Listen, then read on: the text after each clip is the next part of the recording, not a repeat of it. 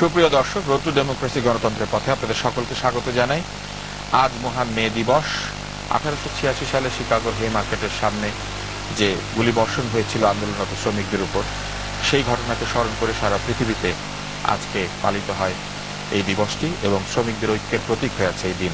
RTV studio থেকে সরাসরি আজও আমরা উপস্থিত হয়েছি আপনাদের সামনে এবং আজকে আমরা আলোচনা করব এই বিষয়টি নিয়ে। এবং আমাদের সঙ্গে আলোচনা উপস্থিত হয়েছেন আমন্ত্রিত অতিথিবৃন্দ। আমার পাশেই আছেন ইঞ্জিনিয়ার খন্দকার মোশাররফ হোসেন, মাননীয় মন্ত্রী, শ্রম এবং কর্মসংস্থান মন্ত্রণালয় এবং প্রবাসী কল্যাণ ও বৈদেশিক কর্মসংস্থান মন্ত্রণালয়। আছেন জনাব খালেকুজ্জামান, আহ্বায়ক বাংলাদেশের সমাজতান্ত্রিক দল, এবং রয়েছেন আনোয়ারুল আলম চৌধুরী পারভেজ, সাবেক সভাপতি বিজিএমইএ। এবং আমাদের সঙ্গে সাংবাদিক রয়েছেন দুজন, খাজা মাইনুদ্দিন, সাংবাদিক নিউ এজ, এবং জিয়াউর রহমান, সাংবাদিক যুগান্তর। আপনাদের সকলকে ধন্যবাদ আজকের এই অনুষ্ঠানে আসবার জন্য। পহেলা মে শ্রমজীবী মানুষের আন্তর্জাতিক সংহতি প্রকাশের দিন এবং এই উপলক্ষে আজকে সম্মানিত রাষ্ট্রপতি, প্রধানমন্ত্রী, বিরোধী দলীয় নেত্রী সবাই পৃথক পৃথক বাণী দিয়েছেন এবং শ্রমজীবী মানুষদের প্রতি শুভেচ্ছা জানিয়েছেন।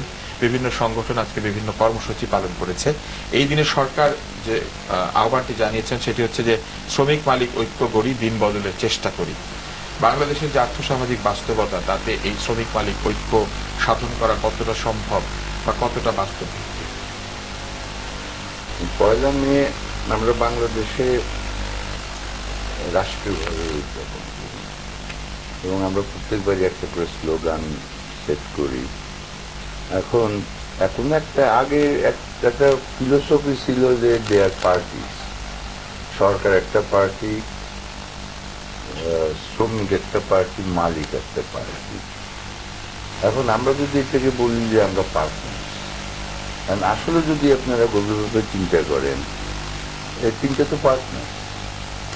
মালিক শ্রমিক যদি পার্টনার না হয় তাহলে তো ও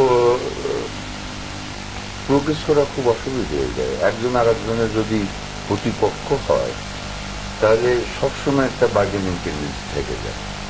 আর যদি পার্টনার হয়, একে অপরের উপরে ডিপেন্ডেন্সি থাকে, তাহলে জিনিসটা সমাধানটা খুব সুরাহা হয় এবং অত্যন্ত মানবিকভাবে হতে পারে। এটা এই প্রেক্ষাপটেই তো মনে হয় অত্যন্ত রিলেভেন্ট যে শ্রমিক ছাড়া মালিক চলতে পারবে না। কোনো মিল, কোনো কলকারখানা শ্রমিকের পার্টিসিপেশন এবং খুব ইন্টেন্স পার্টিসিপেশন ছাড়া চলতে পারবে না। আবার মালিক না থাকলে শ্রমিকের তো অস্তিত্বই থাকবে না। কাজে ঐক্যটা হলে মিউচুয়াল আন্ডারস্ট্যান্ডিং, আর সরকার এটা রিমিডিয়েট করে দুই পক্ষের সাথে একটা কনজিনিয়াল অ্যাটমসফিয়ার সৃষ্টি করে এবং মডারেটরের রোল প্লে করে। তাহলে এটা তো খুব ভালো স্লোগান, ক্যান বি অ্যাচিভড। আমরা শুনলাম যে এটি অর্জনযোগ্য একটি স্লোগান, যে দিন বদলের চেষ্টা করা সম্ভব, শ্রমিক মালিক ঐক্য করা সম্ভব। 1886 সাল এখন থেকে প্রায় 130 বছর আগের কথা, এবং শিকাগো শহরে দাবি ছিল যে 8 ঘন্টা শ্রমের সময় নির্দিষ্ট করতে হবে এবং এই দাবিতেই মূলত সেখানে যে সমাবেশটি হয়েছিল, সেই দাবিকে আজকে বাংলাদেশে এখনো বাস্তবায়িত হয়েছে। শ্রম আইনের কথাই যদি আমরা বলি, তাহলে এখনো 80% শ্রমিক বাংলাদেশে অপ্রাতিষ্ঠানিকভাবে নিয়োগপ্রাপ্ত হয় এবং তাদের ক্ষেত্রে শ্রম আইন সেইভাবে মেনে চলা হয় আমরা দেখি না। এর অনেক বাস্তবতা আছে, কিন্তু আসলে এই যে প্রয়োগ দেখি না কেন এখন আমরা সেটা অ্যাচিভ করতে পারলাম না, রাষ্ট্রীয়ভাবে দিবসটা পালন করি। মে দিবসের কথা যদি আমরা বলি, মে দিবসের দুটো দিক আছে। একটা হচ্ছে যে মে দিবসে 8 ঘন্টা সময়ের যে দাবি, কিন্তু তার একটা ব্যাকগ্রাউন্ড আছে, ইতিহাস আছে, এবং তার অন্তর্নিহিত তাৎপর্য হচ্ছে যে ধনবাদী শোষণ, সেই শোষণের হাত থেকে শ্রমিক শ্রেণীর মুক্তি লাভ। কারণ এটা 1886 সালের যে হে মার্কেটে যে ঘটনাটা ঘটলো, সেটা হলো একটা পরিণতি। কিন্তু আপনারা জানেন যে 1760 সাল থেকে 1832 সাল পর্যন্ত এই সময়টা ইংল্যান্ডে শিল্প বিপ্লব হয়। এই যে ইন্ডাস্ট্রিয়াল রেভলিউশন, যখন এই শিল্প বিপ্লব শুরু হয়, তখন থেকেই শ্রমিক শ্রেণীর উপরে যে শোষণ, তার বিরুদ্ধে শ্রমিক শ্রেণীর আন্দোলন সংগ্রাম শুরু হয়। এবং ইংল্যান্ডে 1799 সাল থেকে 1824 সাল পর্যন্ত শ্রমিকদের ট্রেড ইউনিয়ন নিষিদ্ধ ছিল, এবং 1824 সালে এসে তখন সেটা অনুমোদন দেওয়া হয়। আর আমরা দেখি যে 1806 সালে, সেটা আছে 86 সালে অনেক আগে, যে 1806 সালে আমেরিকায় জুতা কারখানার শ্রমিকরা তারা যে আন্দোলনের নামে তাদের স্লোগান ছিল আমরাও মানুষ, মানুষের মতো বাঁচতে চাই। ফলে সেখানে যে শোষণ নিপীড়নের বিরুদ্ধে সংগ্রামটাই মুখ্য ছিল। এবং ওই সময় যে কিছু মামলা হয়েছিল যে শ্রমিকদের এই আন্দোলন ধর্মঘটের বিরুদ্ধে, তখন জানা গেল যে 20 ঘন্টা ওদেরকে খাটানো হয়। তখন এই শ্রম ঘন্টা কমানো এবং এই শোষণ বন্ধ করা, এই হাত থেকে মানুষের মুক্তি লাভ, এই দুটাকে কেন্দ্র করে মুভমেন্ট হয়। এবং এইটা 1830 সাল থেকে 50 সাল পর্যন্ত ওই সময়কালে ইংল্যান্ডে একটা ঐক্যবদ্ধ শ্রমিক আন্দোলন গড়ে ওঠে, যেটা চার্টিস্ট মুভমেন্ট বলা হয়। এই চার্টিস্ট মুভমেন্ট সেটা এই প্রথম সংগঠিত দেশব্যাপী শ্রমিক আন্দোলন। সেই আন্দোলনকে লেনিন বলেছিলেন যেটা একটা সত্যিকারের গণচরিত্রের রাজনৈতিকভাবে দানা বাঁধা করে তার একটা সংগ্রাম। এরপরে আমরা দেখি যে 1848 সালে সেখানে মার্কস এবং অ্যাঙ্গেলস ওনারা কমিউনিস্ট ম্যানিফেস্টো দিলেন এবং সেখানে ব্যাখ্যা করলেন যে পুঁজিবাদের বিভিন্ন পর্যায়ে সমাজ বিকাশের ইতিহাস আলোচনা করেছেন।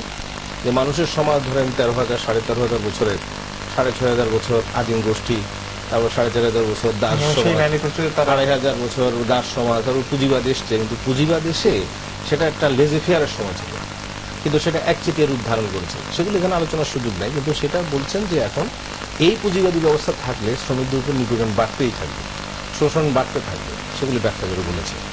এবং 1864 সালে প্রথম একটা আন্তর্জাতিক শ্রমজীবী মানুষের সংগঠন, যেটা প্রথম আন্তর্জাতিক গড়ে ওঠে। এবং 61-65 সালে আমেরিকার সিভিল ওয়ার, সেই সিভিল ওয়ারটা সেটা এই শ্রমিক আন্দোলনকে একটা ধাপ অগ্রসর করে দিয়ে যায়, যেটাকে মার্কস বলছিলেন যে আটলান্টিক উপকূল থেকে প্রশান্ত মহাসাগর পর্যন্ত এবং ইংল্যান্ডের নিউ ইংল্যান্ড থেকে ক্যালিফোর্নিয়া পর্যন্ত বিস্তৃত হয়েছিল। এবং 1871 সালে আমরা জানি যে প্যারিসে শ্রমিকরা রাষ্ট্র দখল করেছিল, শ্রমিকের রাষ্ট্র হয়েছিল, 72 দিন টিকেছিল।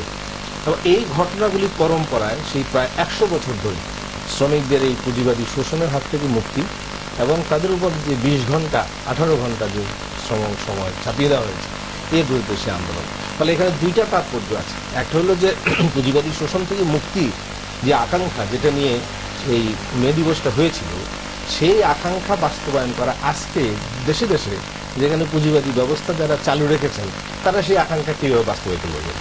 এখন মন্ত্রী সাহেব উনি নিরন্তর ভদ্রলোক এবং আকাঙ্ক্ষা ওনার অনেক বেশি কিছু করার জন্য, কিন্তু এটা তো যে ব্যবস্থার সঙ্গে উনি যুক্ত আছেন বা সরকার যে ব্যবস্থাটি চালু রেখেছে, ফলে তার যে মে দিবসের যে মূল তাৎপর্য, তার যে শ্রমিক শ্রেণীর আকাঙ্ক্ষা, এটা বাস্তবায়িত করা যাবে না। এরপরে যেটা আছে সেখানে যে দাবি, শ্রমিকরা তার সঙ্গে দাবি, তাদের অধিকারের যে প্রশ্ন তুলেছিল, সেই বিষয়গুলিও বাংলাদেশে লঙ্ঘিত হচ্ছে। এবং 123 বছর পরে এখনো এসে আমরা দেখি আমাদের দেশে 8 ঘন্টা তো দূরে থাকুক, 10 ঘন্টা 12 ঘন্টা 14 ঘন্টা এখনো খাটে। তারপরে সেই অধিকারের প্রশ্ন দিয়ে বলেন নিয়োগপত্র নাই, ছাঁটে যখন তখন যে ছাঁটাই করা যায়। এবং ট্রেড ইউনিয়ন, শ্রমিকদের যে অধিকার একটা সংঘবদ্ধ হওয়ার, এটা একটা উৎপাদন ব্যবস্থার ডেমোক্রেসি, গণতন্ত্রের কথা যদি বলেন, তাহলে জবাবদিহিটা কি মালিকদের বা শ্রমিকদের? সেখানে তারা একটা কাজ, শ্রমিক যেটা উনি বললেন যে শ্রমিক এবং মালিক মিলে একটা উৎপাদন ব্যবস্থা পরিচালিত হয়। তাহলে এখানে আমরা ডেমোক্রেসি ভোট দিয়ে এমপি তৈরি করলাম, একটা মিনিস্ট্রি তৈরি করলাম, ইজ ইট ডেমোক্রেসি? তাহলে এই যে লক্ষ লক্ষ শ্রমিক যারা বিভিন্ন কাজ করে উৎপাদন প্রক্রিয়ার সঙ্গে আছে, তাহলে তাদের গণতান্ত্রিক অধিকারটা কোথায়? আমরা এই জায়গায় আবার আসবো। আমাদের সঙ্গে একজন দর্শক আছেন। দর্শক, আপনি আপনার নাম বলে প্রশ্ন করবেন প্লিজ। আমার নাম মনিরুল্লাহ চৌধুরী, আমি উত্তরা থেকে বলছি।